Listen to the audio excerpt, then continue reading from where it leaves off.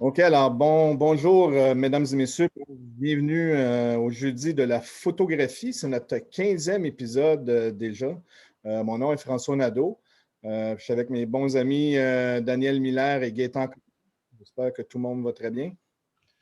Oui? Oui, bien sûr. Oui, très bien. Bonjour Merci. Gaétan. Bonjour Daniel. Allô, François. Donc, avant de commencer l'épisode de ce soir, je vais y aller là, avec ma liste de ma liste de petits commentaires là, pour l'épisode. Fait qu'on est le jeudi 4 février 2021. C'est notre 4e épisode déjà. François, sans vouloir te contrarier, nous sommes le 4 mars. Le 4 mars, qu'est-ce que j'ai dit? Non, tu as dit le 4 février, puis écoute, tout le monde a envie de alors, tu ne me ramènes pas en arrière. J'ai oublié de changer la date là, sur ma feuille. Mais pour moi, c'est encore le 4 février 2020. Tu sais. Oui, on peut comprendre pourquoi. Ça, c'est une autre histoire. Encore l'année dernière, moi, en tout cas. Mais ce que j'aimerais dire, puis c'est le fun, on est rendu à 300 membres là, sur notre page Facebook des Jeudis de la photographie. Fait que c'est quand même le fun pour quelque chose qu'on a commencé il y a un an à peu près. Donc, les Jeudis de la photographie, évidemment, c'est tous les jeudis, comme le nom l'indique, mais le premier jeudi de chaque mois. On fait ça les premiers jeudis de chaque mois. Fait que suivez notre page Facebook là, pour savoir quand est-ce qu'on va faire notre prochain épisode. Chaque épisode est enregistré puis elle est live en même temps sur notre page Facebook. Fait que si vous ne pouvez pas suivre avec Zoom, bien, vous pouvez aller sur la page Facebook des Jeudis de la photographie et vous pouvez suivre l'émission. Mais l'émission va être enregistrée puis elle va être mise pendant la nuit, là, avant demain matin, là, sur la page YouTube des Jeudis de la photographie. Donc, si vous ne pouvez pas suivre l'épisode ce soir, vous allez pouvoir le suivre demain. Quand vous êtes logué sur le Zoom, vos micros sont éteints. Je vais vous demander de garder vos micros éteints pendant tout le long de l'épisode. Et si vous avez des questions à nous poser, à nous ou à notre invité de ce soir, bien, je vais vous demander de l'écrire dans le chat. Puis notre ami Gaétan va prendre note des questions puis il va les poser à notre invité, à la personne à qui ça concerne. Voilà, je pense que j'ai tout dit ce que j'avais à dire. Fait que bonsoir, messieurs, monsieur Gaétan, monsieur Daniel, ça va bien? Très bien, merci beaucoup, François. Oui. Gaétan, je veux juste dire un petit truc avant de partir, parce que toi, tu as sorti un livre il n'y a pas longtemps. Oui, bien sûr. Toi aussi, d'ailleurs. Moi, je ne fais pas de l'autopromo. C'est ça. Écoutez, j'ai sorti un livre de mon travail photographique que j'ai fait en Bretagne en 2016 et 2018. J'ai passé un total en tout 5 semaines là-bas. Dans les 2 voyages, plus de 2 à 3 000 kilomètres de parcourus à travers la belle Bretagne. Donc, ça a donné la naissance d'un livre que j'ai appelé Braise-Mabro. Braise-Mabro, c'est en langue bretonne pour Bretagne, mon pays. Et c'est ça. Donc, ça a donné naissance à un livre. J'ai une copie test ici, là, juste pour vous montrer vite. Ça ressemble beaucoup à ça. C'est un livre en hardcover, 86 pages en tout. Donc, on y retrouve mes photos que je préfère le plus, là, que j'ai réalisées en Bretagne et tout. Donc, si jamais ça vous intéresse, j'avais mis un lien sur la page Facebook des Jeudis de la photo. Donc, allez voir ça. Puis, si jamais un jour ce livre atterrit dans vos mains, merci beaucoup. Excellent, c'est cool. Puis en passant sur la page Facebook, moi, j'ai mis une entrevue cette semaine que j'ai faite avec Denis Freddy. C'est un photographe qui a fait un projet super intéressant à Sarajevo. Puis il va faire une exposition bientôt à Toronto. Fait que j'ai fait une entrevue avec lui, puis je l'ai mis là, sur la page des Jeudis de la photographie, là, si vous voulez suivre, vous voulez en savoir un peu plus. Puis mon ami Daniel, lui, qu'est-ce qu'il a à nous raconter? Ben moi, j'ai pas fait de livre. J'ai regardé quelques éléments. Puis, bien sûr, j'ai regardé notre magazine Ciel Variable, là, qui réellement, sincèrement, ce mois-ci m'impressionne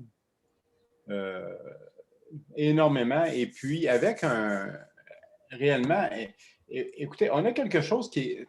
Le thème, c'est paysage miroir. Et dans ça, les œuvres principales, enfin, l'essentiel un peu, ou l'essentiel, là, ils ont mis le focus, c'est sur un travail d'Alain Lefort, Chloé Beaulac et David Quiros. Et vraiment qui parle beaucoup de l'espace, du territoire, la mémoire également au travers de ça.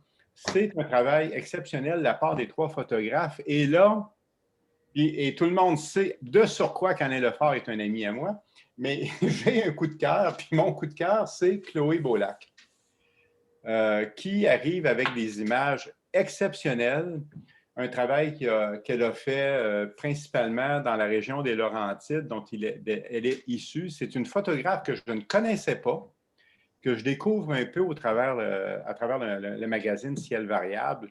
Et c'est vraiment, le texte dans l'ensemble est hyper intéressant à voir.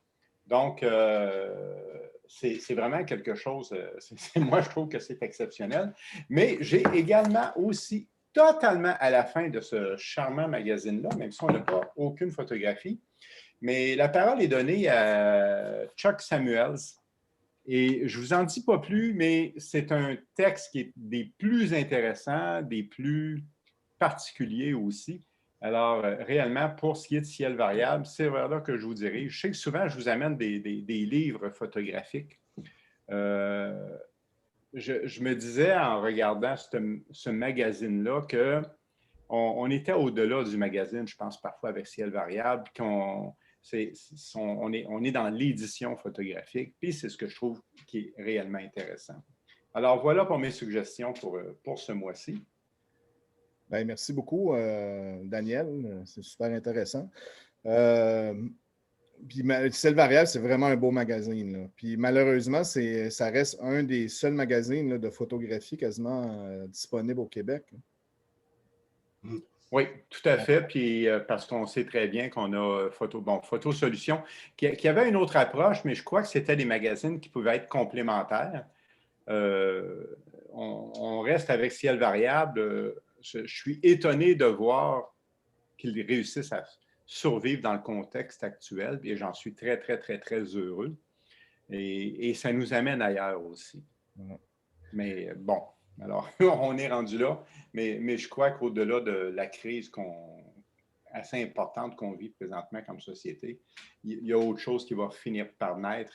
Mais Ciel Variable traverse tout ça, puis je leur lève mon chapeau. Oui, c'est vraiment dommage pour Photo Solutions. Puis je voudrais souligner que les magazines, tous les magazines passés, puis le dernier magazine sont disponibles gratuitement là, sur Internet si vous voulez les consulter ou les télécharger même avant qu'ils disparaissent complètement, qui sait. Oui. Ouais. Puis bon, Daniel, non pas Daniel, excuse-moi, Gaétan. Oui. De quoi vas-tu nous parler cette semaine ou de qui plutôt? Non, bien, écoutez, l'autre fois, je vous ai parlé d'un de mes photographes préférés qui était Michael Kenna. Michael Kenna pour ses paysages vraiment grandioses et minimalistes. Aujourd'hui, je vous parle d'un photographe aussi que j'admire beaucoup qui s'appelle Christian Coigny. Christian Coigny, c'est un photographe suisse qui est établi tout près du lac Léman en Suisse. Né en 1946, Christian Coigny a découvert la photographie car son père était abonné à la revue The Times et à l'époque, il voyait toutes les photos en noir et blanc dans la revue, ce qui l'inspirait énormément. Et il a décidé de se lancer en photographie, donc il a étudié à l'école Vauvet, une école très populaire en Suisse pour les photographes.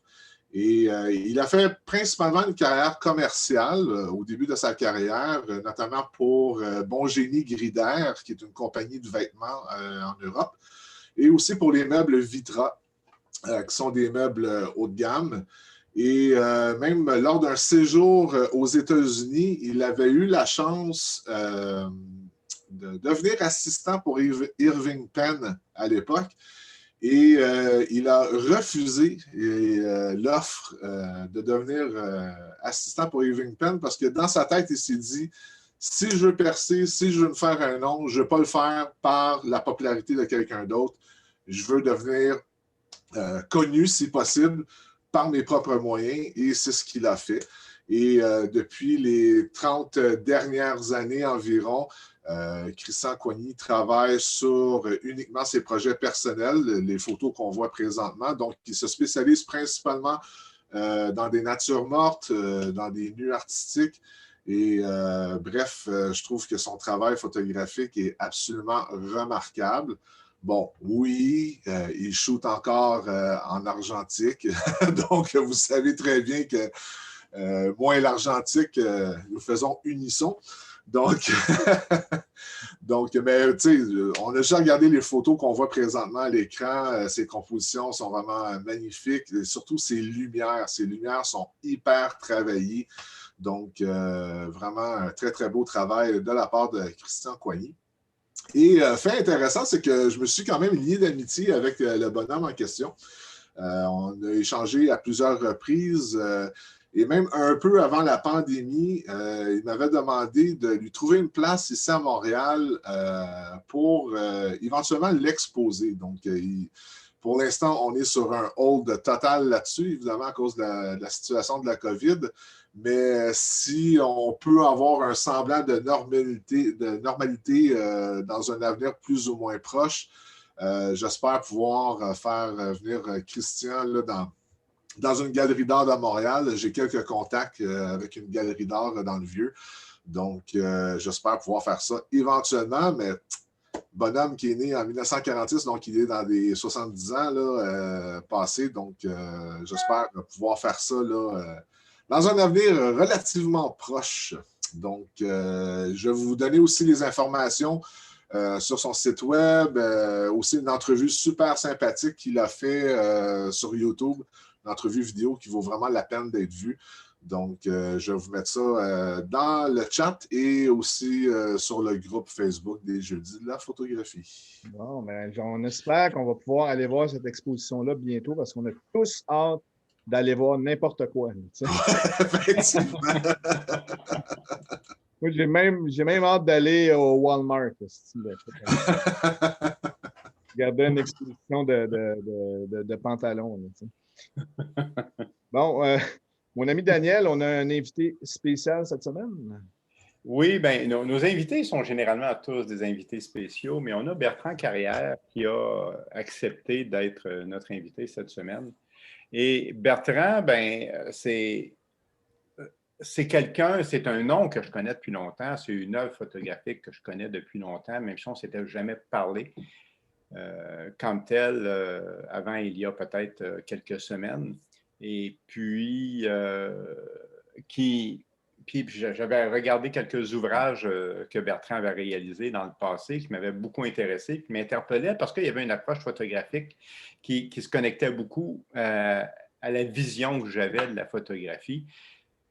Et je pense que je l'ai dit dans des émissions précédentes, je me suis retrouvé avec son dernier ouvrage, Solstice, en décembre, dans les mains, avec tout ce que ça représentait. Et c'est là que je me suis dit, bon, OK, là, je communique avec lui, là. L'œuvre est beaucoup trop intéressante, puis j'ai envie, puis j'espère qu'il va nous dire oui. Et il nous a dit oui. Alors, il est avec nous ce soir. Un gros merci d'être présent, Bertrand. Salut, ça fait plaisir d'être là.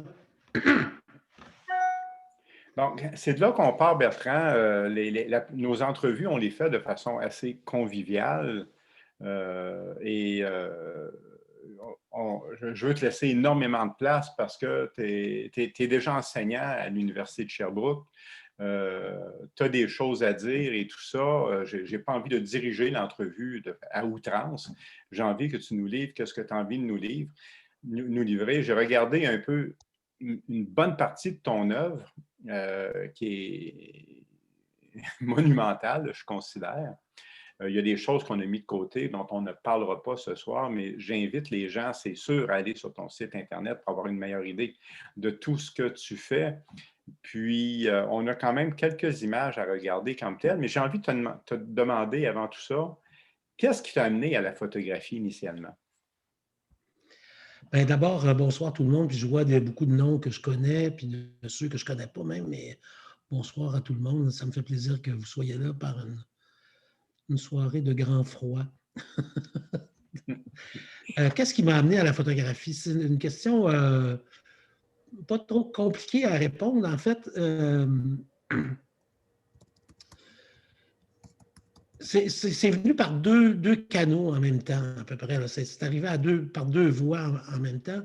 La première, c'est mon grand frère qui faisait des études au Cégep du Vieux-Montréal à l'époque où le magazine Ovo commençait. Et il faisait des études où il faisait aussi du cinéma et il faisait des photos avec un instamatique que je trouvais fantastique. Tu sais, il y avait genre rien entre les mains, puis il réussissait à faire des choses étonnantes. Et puis, il y a eu l'autre voie où j'ai rencontré une gang de copains qui venaient eux, pardon, c'était des résidents de Ville-Mont-Royal, donc l'autre côté de la barrière là, dans la ville plus fortunée. Et donc, dans les années 70, il y avait beaucoup de monde qui avait des labos chez eux. C'était comme un hobby très en vogue. Et puis, à la fin d'un été, un des copains en question me dit, gars, moi, je veux m'acheter des instruments de musique. Veux-tu mon kit de chambre noire? Puis j'ai tout acheté. Puis je me suis installé une chambre noire dans le sous-sol chez mes parents, comme probablement bien du monde de ma génération ont commencé. Puis c'est parti de là de façon totalement empirique. Je connaissais absolument rien. Ça a été un coup de foudre. Il est arrivé quelque chose de quand même assez particulier. Et je ne sais pas d'où, j'ai jamais su d'où c'est venu. Ça demeure un mystère aujourd'hui. Mais on s'est mis à recevoir à la maison un magazine qui s'appelait American Photography, qui était un magazine assez commercial, mais qui publiait des choses intéressantes à l'époque aussi. Puis, j'ai jamais su, mes parents ne m'ont jamais dit que c'était eux qui s'étaient abonnés, quoi que ce soit. Si c'était un cadeau d'un oncle ou quoi que ce soit, je ne sais pas, mais ça a participé au démarrage d'une passion. Là, tu sais. Parce que j'avais du visuel, j'avais des modèles sous les yeux, tu sais, soudainement. Est-ce que pendant un hiver assez pénible, j'ai pelleté des... Oui. Est-ce que c'est un peu via ce magazine-là que tu as découvert un peu l'approche américaine, les Friedlander, Robert Frank? Oui, c'était très américain. Mais c'était pas Friedlander ou quoi que ce soit, c'était plus classique que ça. Là. Tu sais, c'était Ansel Adams, Arnold Newman. La fameuse photo d'Igor Stravinsky à côté sur son piano. Là. Je pense qu'à chaque fois que je fais des portraits, je pense à ça. Là, tu sais, ça m'a jeté, là, tu sais, cette image, la composition de cette image-là. Je ne savais même pas c'était quoi de la composition à l'époque. Tu sais. Je réagissais visuellement à ce que je voyais. Là, tu sais. Ben, c'est une influence qui demeure encore aujourd'hui. C'est plus diversifié que ça. Tu sais, j'ai un œil ouvert pour à peu près tout ce qui se passe autour, mais je trouve que en parlant des plus jeunes photographes, ils voient des choses des œuvres que moi je vois moins, des photographes montants que moi je vois moins, mais je demeure quand même bien intéressé par l'ensemble de la production, de ce qui se fait. Naturellement, via des livres, c'est la seule façon abordable de collectionner, en fait. Hein? Oui, mais je pense que le livre photographique est quelque chose d'assez important dans ta vie, d'ailleurs. Oui, absolument. Puis, après en avoir fait quelques-uns, je me suis mis à regarder ça, et j'ai dit, mon Dieu, j'ai commencé ça de bonne heure, là, tu sais. Mon premier projet conséquent là, qui a été fait entre 79 et 81, mettons, j'ai une maquette de livre de ça, de fait. Oui. Le second projet, j'ai fait la même chose. J'ai fait des maquettes de livres tout de suite. Souvent, c'était avec de la photocopie comme je pouvais ou avec des vrais tirages reliés avec des spirales. Mais j'ai tout ça encore. Je suis un peu étonné que ça ait été un vecteur là, ou un objet sur lequel je me suis attardé aussitôt dans mon parcours. Avec du recul, Bertrand, qu'est-ce qui fait que le livre photographique ou cette approche-là qui te permet, au fond, de diffuser de façon assez large ton travail, qu'est-ce qui a fait que ça a été quelque chose d'aussi important? Bien, enfin, il faut mettre ça avec bien des bémols, le diffuser assez large. Hein. Tous les livres que j'ai publiés, je les ai publiés au Québec, puis ça demeure, malgré tout, un marché assez confidentiel sur l'ensemble du globe. Oui, mais le livre photographique est quelque chose de plus large quand même qu'une exposition ou qui s'arrête à un moment donné. Le livre demeure. Oui, j'ai souvent comparé ça à la différence entre, parce que j'ai fait de la musique plutôt. Puis, si tu fais un concert, il y a tant de personnes, il y a une limite de tant de personnes dans la salle qui peuvent venir. C'est un peu comme l'exposition. Tu es contraint par l'espace dans lequel tu vas travailler, puis avec le nombre de personnes qui vont se présenter. Là. Mais si tu fais un CD ou un disque, comparativement à un livre, bien, les gens peuvent partir avec et se l'approprier. C'est une forme, pas définitive, mais c'est une forme, c'est la forme définitive au moment où tu le fais du projet. Puis tu peux mettre naturellement tout le projet ou une grosse partie du projet dedans avec beaucoup d'informations. Comparativement à l'exposition où tu es souvent assez limité par l'espace, puis c'est une autre forme d'expression complètement, là, mais c'est pas que l'une est meilleure que l'autre, mais j'ai toujours admiré les Beatles d'avoir tiré la plug sur les concerts à un moment donné pour faire juste des disques. Je rêverais de pouvoir faire ça, là, de dire, je vais faire juste des livres, mais ça coûte une fortune. Là, Bertrand, tu t'es beaucoup promené tes premières images qu'on ne verra pas ce soir, mais qui étaient beaucoup teintées par une approche en photographie de rue, ceci dit, santé, qui était beaucoup teintée par une approche de photographie de rue, de reportage et tout ça. Tu voulais faire partie de tout ce monde-là. Ça t'a amené tranquillement ailleurs, vers un autre monde. Je pense que cette amorce-là en photographie est l'amorce de bien des photographes aussi, mais toi tu t'es permis d'aller plus loin. Tu t'es promené aussi, tu es allé faire un tour du côté de l'Europe, tu es allé faire un tour du côté de l'Irlande. Tu as une série réalisée en Irlande en 2019, dont on va regarder quelques photographies que François va nous présenter à l'écran, puis que j'aimerais que tu puisses nous commenter. Mais d'abord, l'affaire, ça c'est un projet plus antérieur, c'est un projet que j'ai fait à Dieppe. Oui. Projet qui va avoir 20 ans bientôt, puis qui me suit encore parce qu'on va célébrer les 80 ans du raid de Dieppe. Donc ça, c'était la forme de la deuxième installation. Il y a eu une installation sur la plage, puis ça, c'était le lendemain. Ça, c'était l'installation sur la plage. Oui, là, je fais une parenthèse là, parce que j'ai parlé de l'Irlande, parce que tu as fait tellement de travail, mais effectivement, on était à Dieppe. Là, fait que je corrige mon erreur. C'est pas très grave, là, on va y aller comme on peut. Donc, Dieppe, ça a été un projet important parce que c'était une installation. C'est une installation qui a eu un écho important, qui avait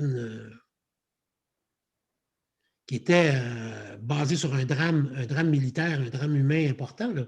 Il est mort 900 Canadiens, 1500 personnes ce matin-là, au-dessus de 900 Canadiens. La photo qu'on regarde là a été faite 1 an après parce que je suis allé porter les photos en mer, les photos restantes en mer.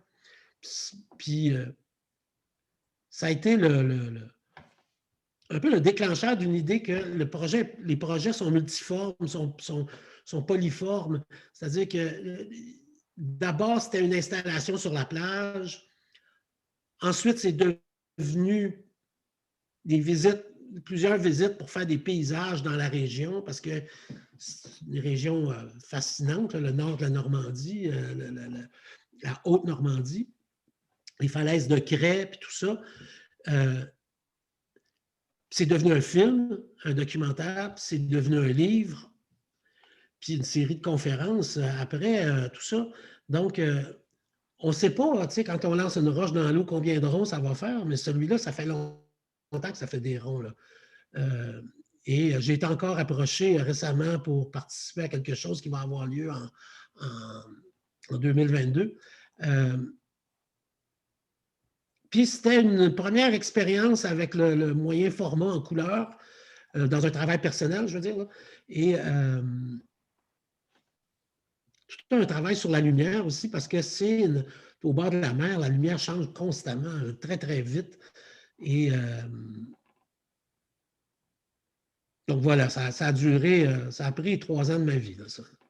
Oui, mais tu es un photographe qui a travaillé beaucoup de ce qu'on voit de ton œuvre ou de ce que je devine de ton œuvre, beaucoup en petit format, en 24-36, et qui s'est mis un peu au moyen format par après.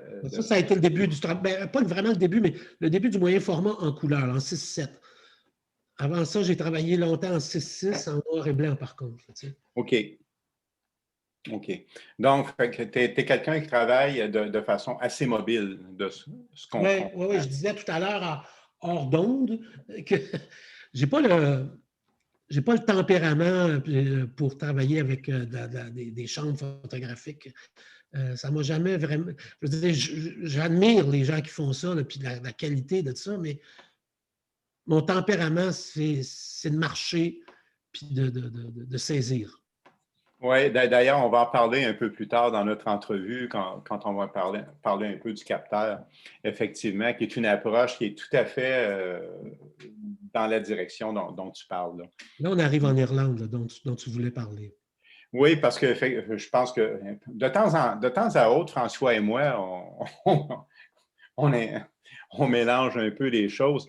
Puis je vois cette image-là, puis on va voir d'autres images aussi par après dans ton travail. Qui parle beaucoup du livre aussi, qui est un peu au centre de ta vie, qui semble être au centre de ta création. Oui, ça m'est apparu à un moment donné que parce que j'aime les livres, je les collectionne un peu. Là, je ne suis pas un fin collectionneur, mais quand même. Puis, mais je me suis mis à photographier ces objets-là, des livres. C'est un motif. Puis, je le cherche là où je peux, tu sais, mais ce livre-là, qui est un manuscrit du 14e siècle, c'était assez magique. Là. Si jamais vous avez l'occasion d'aller à la bibliothèque de Trinity College à Dublin, c'est rentrer dans comment il s'appelle, les lunettes rondes de Harry Potter. Oui, oui. C'est la plus belle bibliothèque, une des plus belles bibliothèques au monde. Et donc, ça a été un retour, ce voyage-là, bref, mais un retour en Irlande parce que j'ai fait un séjour prolongé en 1986. Et puis, cette fois-ci, j'ai eu l'occasion d'aller à la fois en Irlande et en Irlande du Nord, ce que je n'avais pas fait la première fois. Et il semble que c'est un coin du monde qui m'attire beaucoup. J'ai fait mon premier voyage à 20 ans. Je suis parti pour Londres. Je suis allé fait le tour de l'Angleterre, de l'Écosse.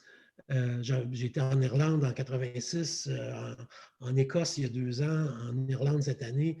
Il y a une forte attirance là, pour ce coin-là du monde. Là.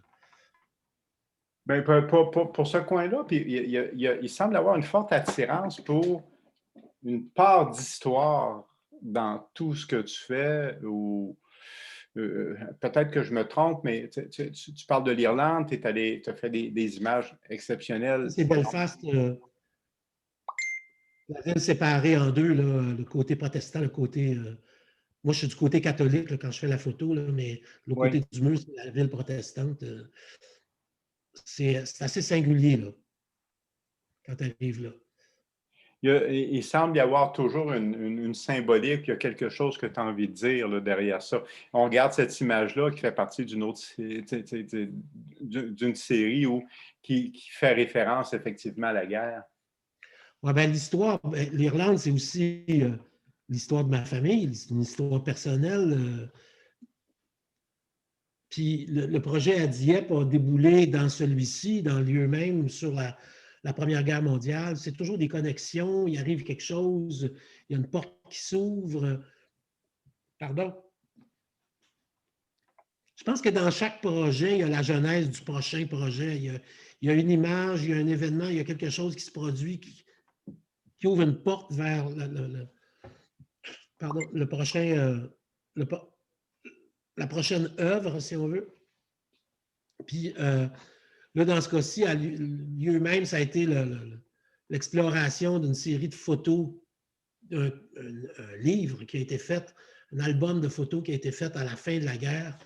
Puis que, donc, un peu comme à Dieppe, j'ai commencé par aller visiter ces lieux-là spécifiquement, puis faire un avant-après. Puis après ça, je me suis détaché de ça, puis je me suis intéressé dans plusieurs séjours à aller trouver des vestiges.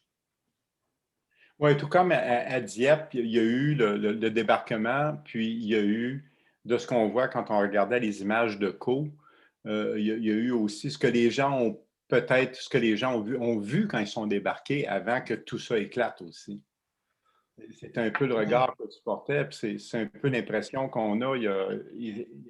Dans toutes les images que je vois, il semble y avoir un deuxième regard qui est pas aussi... Parce que, si tu t'intéresses à l'histoire, puis ça devient comme littéral, à un moment donné, il y a juste ça. Aussi bien écrire des livres, puis de tout ça, mais visuellement, il y a beaucoup de choses autour de tout ça. Et cette image-là, ça n'a rien à voir avec la guerre comme telle. C'est une maison abandonnée, mais elle se trouve dans cette région-là. Et ça contribue à l'ensemble du climat du projet. Il faut le prendre pour ce que c'est. Ce sont souvent des images qui ont une portée plus symbolique que historique au sens strict du terme. Là, même si elles ont une référence directe à l'histoire. Oui. Alors que ça, ben ça, c'est un véritable bunker allemand. Là. Donc, mais il y a quand même énormément. Le trip, en fait, le vrai trip, c'est de fouiller, c'est de chercher. Une fois que tu arrives là, tu le trouves, bon, tu as peu de temps, souvent la lumière, il faut que tu reviennes, machin, mais le plaisir que je prends, c'est de fouiller, c'est d'essayer de trouver. Est-ce qu'on peut dire, Bertrand, que le processus pour toi est quelque chose de plus important que la finalité? Pas plus important, mais aussi important. Aussi important. La destination, c'est une chose. Puis quand tu arrives, il faut savoir quoi faire ou comment composer avec ce qu'on trouve. Mais le chemin pour s'y rendre est souvent bien, bien, bien intéressant aussi. Peut-être même des fois plus. Pour le photographe ou pour le créateur, à tout le moins?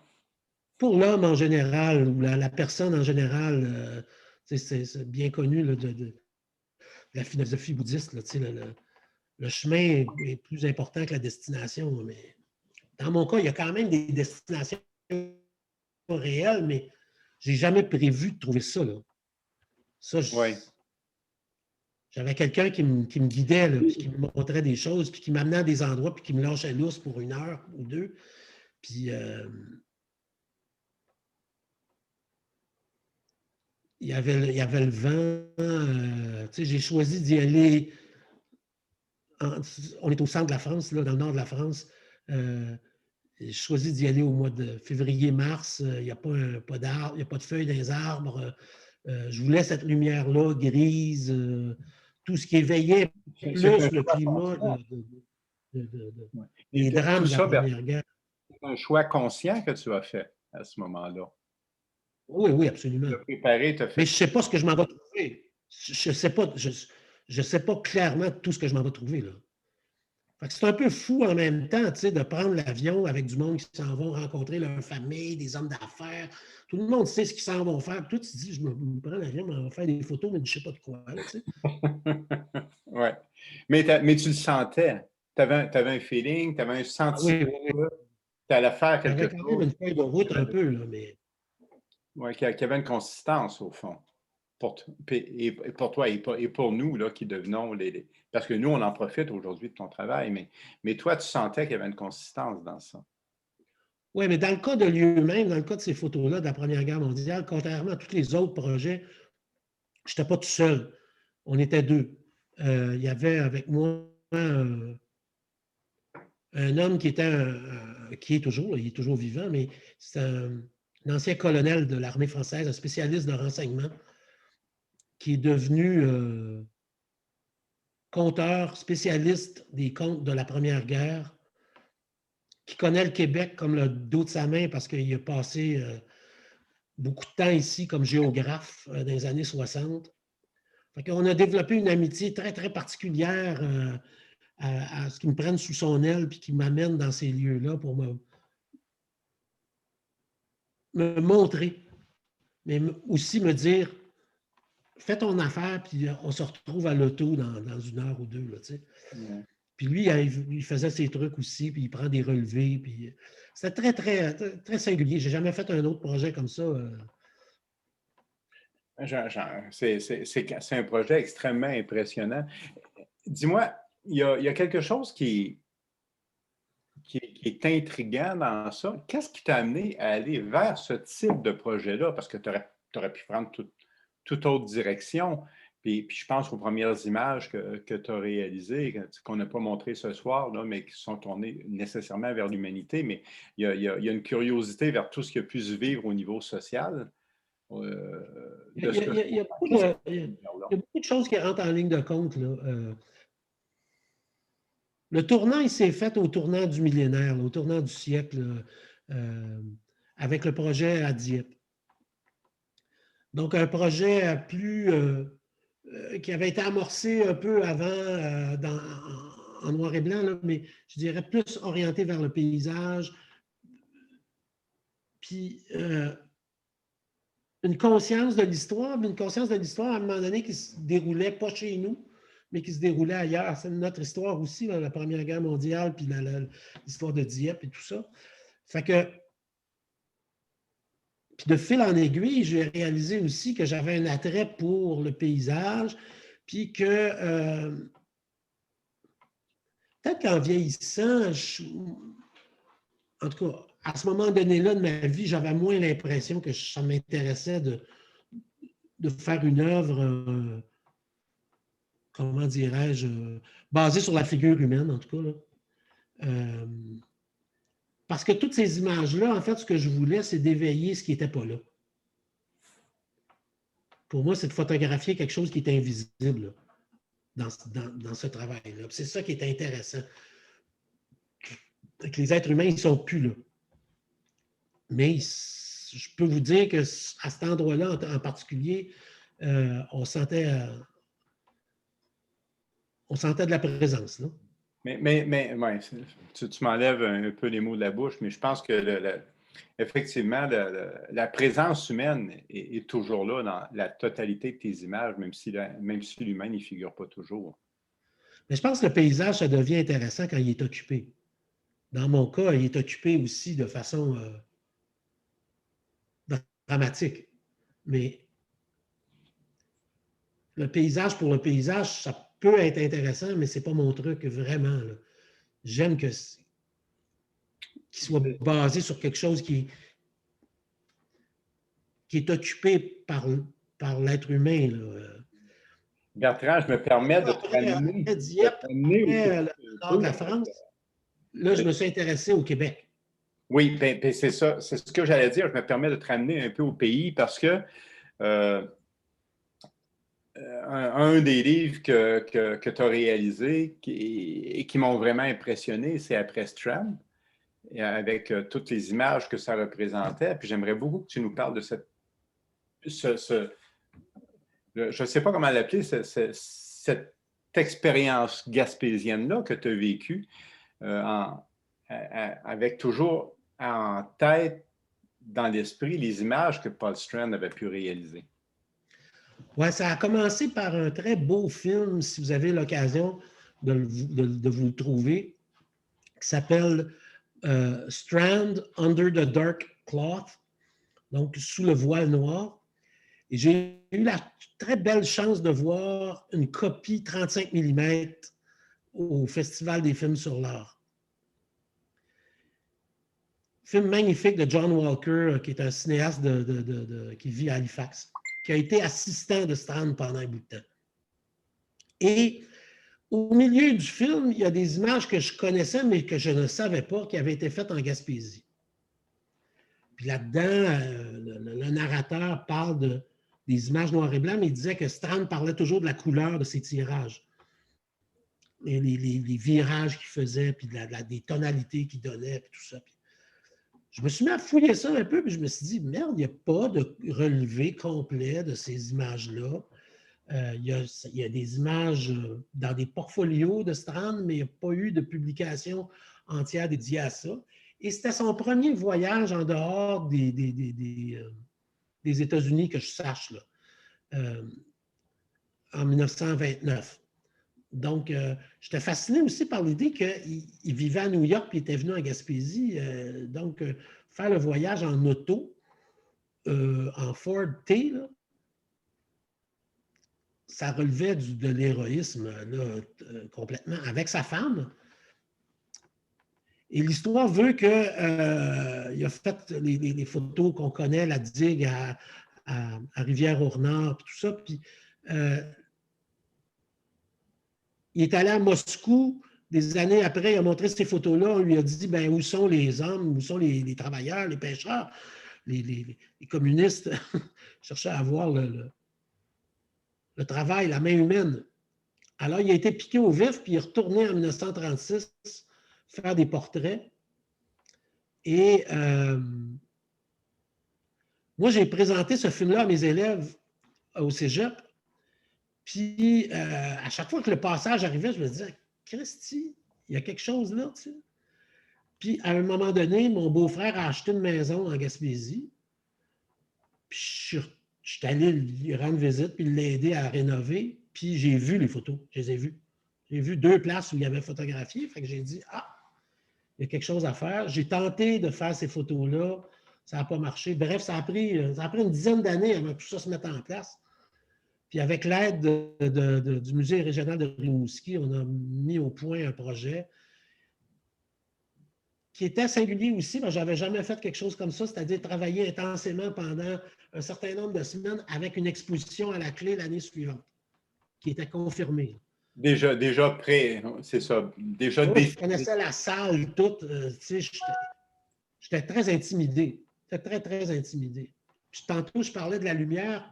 Tu sais que les projets à Dieppe, puis les projets en Picardie, puis dans le nord de la France, c'était fait au printemps ou à l'automne. Là, j'étais un peu coincé de le faire en plein été, puis je luttais contre la lumière, le ciel bleu, puis tout ça. Puis, contrairement aux 2 projets précédents, là, j'ai sciemment décidé que j'étais pour faire des portraits. Et je m'étais fixé une règle que si je sortais avec la caméra, je faisais une photo, un portrait par jour. Fait que c'était comme un moyen défi, d'autant que je devais éclairer. Et puis, donc, traîner de l'éclairage. Donc, quand je disais à quelqu'un, je vais faire le portrait, il disait, OK, oui, pas de problème. Puis là, soudainement, je débarquais dans la maison avec l'équipement. Là, il disait, oh, attends un peu. C'est sérieux dans l'affaire. Fait que. Et puis voilà, quoi, ça a duré un bout de temps, puis je suis retourné par la suite. Puis contrairement à peut-être aux autres projets, puis tu parlais de mes œuvres du début, tout ça, qui basait beaucoup sur la marche, sur la rue. Là, ici, c'était un projet de char, la 132. Donc, j'étais dans mon auto, puis je cadrais par la fenêtre de l'automobile quasiment. Là, c'était là où l'automobile m'amenait. J'ai fait, je ne sais plus combien de milliers de kilomètres cet été-là. Là. J'ai dû faire au-delà de 5000 kilomètres, c'est pas plus. Là. Mais très plaisant parce que j'étais dans un élément vraiment, un moment vraiment solitaire. Puis, il y avait tout ça à faire dans ma vie personnelle qui faisait en sorte que j'avais besoin de me retrouver tout seul. Puis on se retrouve devant cette image-là, puis je pense que je te l'ai dit déjà en pré-entrevue, Bertrand. Quand j'ai vu cette photographie-là, je me suis rappelé un ami photographe.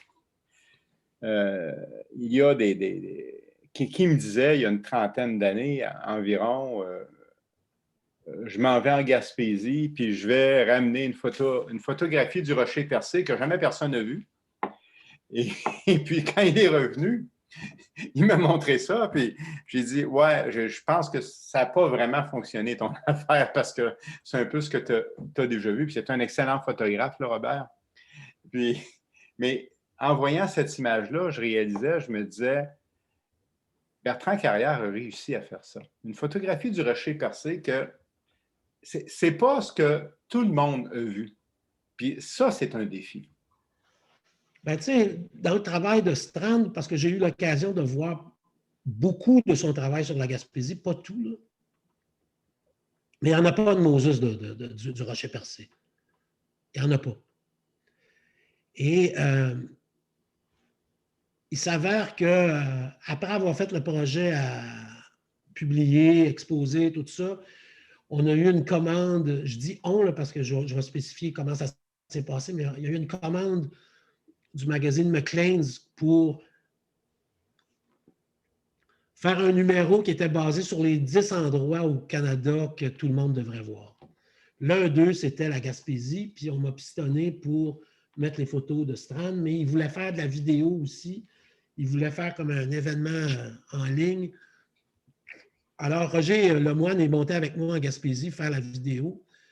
Puis ça m'a permis de photographier cette image-là du rocher percé à un moment où je n'aurais pas pu la faire comme ça en été.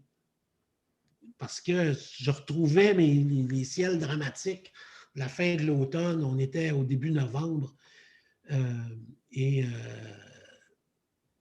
Là, le rocher percé a l'air d'un navire là, qui avance dans la mer, qui se détache des rochers. C'était autre chose. C'était vraiment autre chose. Puis je n'avais pas à lutter contre les touristes autour non plus. Là. On voit aussi dans tes images, Bertrand, puis si je me trompe, tu me corriges, s'il te plaît, mais tu as un intérêt pour une lumière qui est assez diffuse, pour des moments qui sont pas qui sont des moments un peu en dehors, dans une certaine marge. Est-ce que je me trompe? Oui. Je pense que comme bien de mes collègues aussi, mais j'essaie de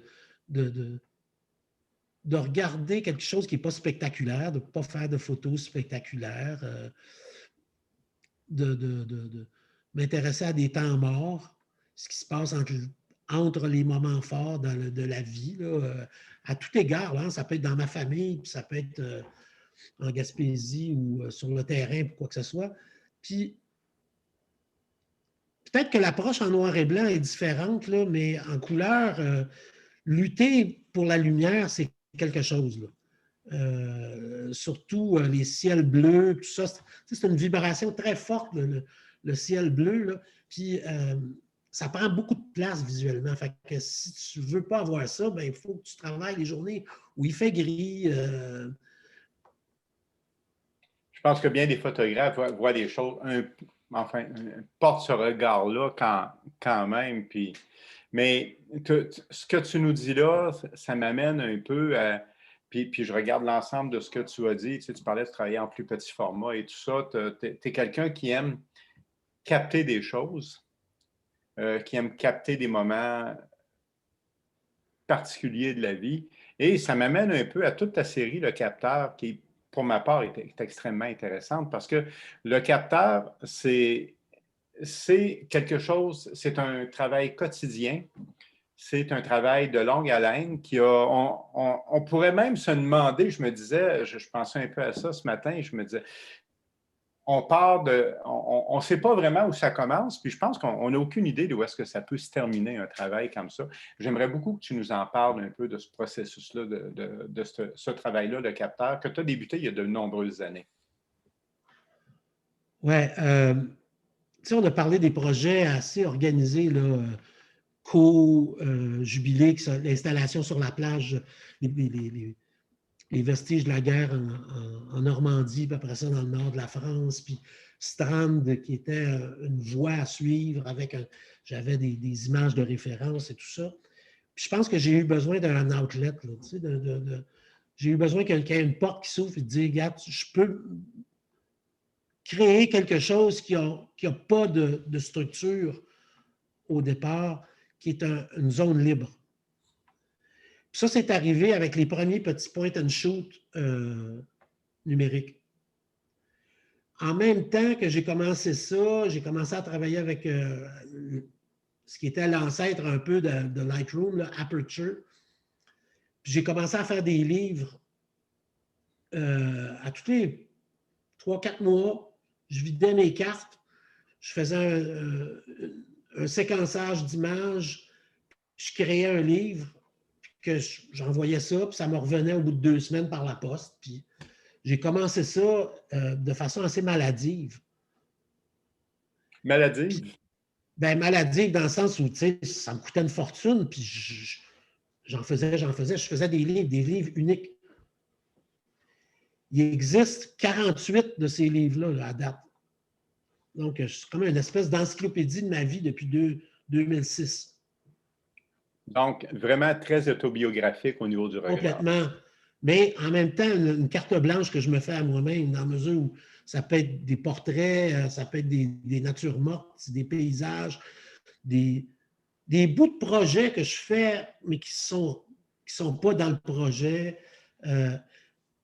Puis ce qui est intéressant, c'est un peu une espèce de film sans scénario où tout le travail se fait au montage. Tout le travail se fait dans le séquençage des images.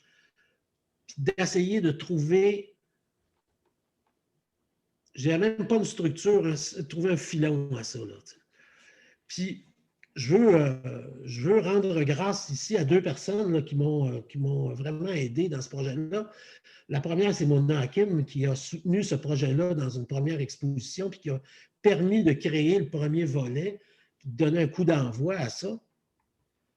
La deuxième, c'est Louis Perrault, qui est là ce soir, qui a choisi avec moi d'éditer ce projet-là, puis qui a fait le livre que c'est devenu. Là. Parce que c'était un projet qui n'était pas destiné à aller au mur au départ, c'était vraiment un projet que je voulais qu'il soit un livre. C'était des livres, puis il y avait comme une espèce d'effet de distillation vers des milliers d'images, vers un seul ouvrage synthèse, si on veut. Puis le livre, le projet a eu cours entre 2006 et 2014, donc 9 ans à peu près, avec de nombreux petits appareils point and shoot qui changeaient à tout de champ. Mais après 2014, donc ça a continué, puis ça continue toujours. Je travaille là-dessus aujourd'hui. Là. Oui, tu me disais hors d'onde que d'ailleurs, le capteur, c'était quelque chose, un élément sur lequel tu travaillais quotidiennement, tout le temps, puis que c'était toujours en processus. C'est un projet qui n'a pas de projet, en fait. C'est un projet qui est comme... J'appelle ça mon journal. Un fil conducteur. Un journal visuel. C'est ce que je rencontre là où je me trouve. Je ne fais pas particulièrement de détours pour ça, mais j'en fais quand même. Mais c'est l'essence de ce que je vois cette journée-là. J'essaie que ça soit le plus fréquent possible. Je dois lever ma main là, tout de suite là, pour dire c'est toi, Daniel, qui as choisi toutes les images parce que depuis le début de la soirée, là, toutes les images qui sont sorties, ce n'est pas des affaires que le monde sort d'habitude. Tu montres des images qui sont vraiment, qui sont pour moi là, un petit peu à côté de ce que j'aurais moi-même choisi de montrer. Là. Fait que ça, je trouve ça trippant. Là, tu sais. Et en quoi? Parce que là, c'est sûr que là, tu piques ma curiosité énormément parce que je me dis, bon, moi, je suis allé dans ça, j'ai regardé un peu les images, je me dis, ah, ça, c'est intéressant, ça, c'est intéressant, ça. Fait que j'aimerais que tu élabores un peu si c'est possible. Bien, je ne sais pas. Pour moi, il y a des canons là-dedans. Il y a des images que, tu sais, si j'ai montré un résumé de ça, je vais choisir un certain nombre d'images, mais tu n'es pas allé dans ces choix-là du tout. Là. Donc, tu as réagi à d'autres choses. Ça me plaît beaucoup parce que c'est un projet, même dans le cas du capteur, c'est un projet un peu, c'est vrai que c'est un projet un peu touffu. Il y a toutes sortes de choses là-dedans. Puis, qu'est-ce qui fait que tu retiens ceci plutôt que cela? C'est à ça que ça sert, un livre. Et je dois admettre que je serais bien incapable de l'expliquer. Mais on m'a demandé récemment d'expliquer le processus de sélection. Tu sais. Ce processus-là est mystérieux. Il est à la fois graphique, à la fois intuitif, il est à la fois informatif, il est à la fois basé sur l'histoire. J'ai photographié de nombreuses fois mes lunettes en pensant à Kertész, tu sais, mais il y a tout un tas de petites références comme ça dans ma tête là, qui roulent cette notion-là de l'histoire de mon médium aussi, mais quand arrive le temps de mettre ça en vrac sur la table et de faire des choix, ça devient mystérieux, je découvre des choses que je n'avais jamais vues, des liens que je n'avais jamais vus avant. Tu sais. Mais il faut que ça revienne à l'état papier avant de devenir quelque chose d'autre. Je considère que tu viens de faire une fabuleuse synthèse de ton travail, Bertrand, parce qu'il y a quelque chose qu'on ressent dans ton travail, dans tes images, puis que personnellement, je perçois depuis plusieurs années. Et je crois pas qu'on a à intellectualiser l'ensemble de tout ce qu'on fait comme créateur. Puis je pense que tu réussis très bien à le faire, à transmettre le fait qu'avec une certaine structure, tout ça n'est pas intellectualisé pour qu'on puisse garder un peu le filon ou l'esprit dans lequel tu travailles. Puis moi, c'est certain que ça me plaît énormément. Mais tu sais, je vais être clair aussi, là, tu sais, je ne suis pas contre un travail plus réfléchi, plus écrit, plus conceptuel, conceptualisé. Non. Mais je veux dire, mon caractère répond beaucoup dans ce projet-là, entre autres, à une forme d'intuition qui est nécessaire, tu sais, une forme de poésie rapide qui est basée sur être là, de regarder, tu sais, d'être attentif à ce qui émerge. Là, tu sais, c'est de l'observation. Oui, bien sûr, mais c'est de vivre avec l'appareil. C'est comme l'appareil devient une boussole, en quelque sorte, puis tu dis, c'est ça qui mène ma journée aussi en même temps. Là, tu sais. Ouais. C'est ça qui mène mes marches, mes déplacements, mes voyages. Qui fait que, en dehors du fait d'avoir un projet précis pour aller à un endroit, j'ai toujours ça sur lequel me rabattre. Oui. Mais tu vois, on termine ici avec une dernière photographie qui est une photographie d'un livre, parce que tu nous as dit tout à l'heure que c'était quelque chose d'important, le livre, dans ta vie. Puis je pense que ça fait partie de la réflexion et de tout ça. Bertrand, c'est le temps qu'on avait. Je t'écouterai encore une autre heure. C'est des plus intéressants dans un contexte où parfois, peut-être que la photographie actuellement, avec toute la démocratisation, est devenue beaucoup plus cérébrale. Puis j'adore entendre tout ça. Puis en même temps, il y a une réflexion extrêmement importante derrière ça. Moi, je tiens à dire que je te considère comme étant un des grands photographes qu'on a au Québec. Et puis, ça a été un honneur de t'interviewer. Je fais juste 5 pieds 9, il ne faut pas m'en mettre plus les épaules que ça. Là, OK, mais je me permets de le faire. Et je retourne la parole à mes amis François et Gaétan. Merci beaucoup, Bertrand, Daniel. C'est une conversation très, très sympathique. Oui, Bertrand, j'aimerais ça te remercier. C'est vraiment, vraiment très inspirant t'écouter parler. Puis j'ai regardé beaucoup ce que tu faisais. Puis, tu sais, moi, je trouve que dernièrement, on est dans une période, tu sais, avec ce qui est arrivé dans la dernière année, la pandémie. Moi, personnellement, je n'ai jamais regardé autant de livres photos. Puis, je ne me suis jamais autant posé de questions par rapport à ma photographie puis la direction que je voulais prendre, tu sais. Fait que quand j'écoute comme quelqu'un, comme tu parlais, là, ton journal, moi, je trouve ça génial, là. Puis, tu sais, ça donne des idées pour pouvoir comme, évoluer comme photographe, tu sais. Ben, je peux juste clore là-dessus par rapport à cette idée de journal. Tu sais, le journal visuel, c'est une extension dimension du journal écrit pour moi. Là, c'est ce qui a été plaisant aussi dans le travail du capteur, c'était de faire la rencontre de ces deux choses-là. Là, parce que le capteur, le livre, c'est aussi une rencontre avec des extraits du journal écrit sous forme de petites images littéraires. Ouais. Et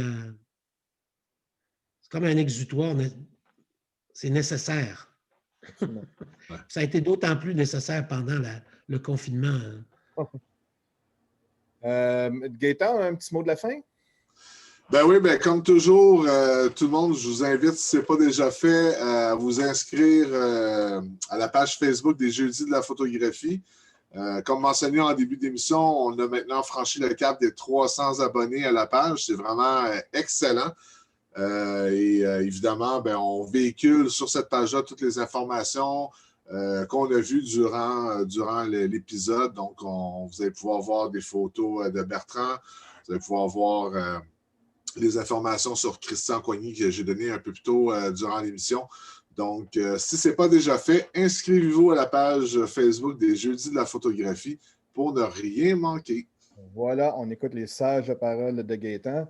Puis, Daniel, as-tu un petit mot de la fin? Bien, peut-être nous dire qui sera notre invité le mois prochain? As-tu une idée? Totalement. Bien, le mois prochain, nous sommes en avril, c'est le mois du Sténopé. Alors, Guy Glorieux, qui est nécessairement la personne à avoir avec nous dans le cadre du mois du Sténopé avec tout le travail que Guy a fait déjà. On en a déjà parlé dans le passé avec son dernier livre et avec tout le travail qu'il a fait sur Montréal. Alors, Guy va être notre invité le mois prochain. Bien, merci beaucoup. Alors, n'oubliez pas, comme je vous ai dit, l'épisode est enregistré. Fait que si vous voulez le réécouter, il va être disponible bientôt sur YouTube. Si vous avez des commentaires aussi à faire ou des insultes à nous envoyer, n'hésitez pas à nous les envoyer. Ça va nous faire plaisir de les lire et de les écouter. Alors, je vous remercie beaucoup tout le monde. Puis on se voit la prochaine fois au mois d'avril. Merci beaucoup. Hein? Merci beaucoup tout le monde. Bye bye. Bonne soirée tout le monde.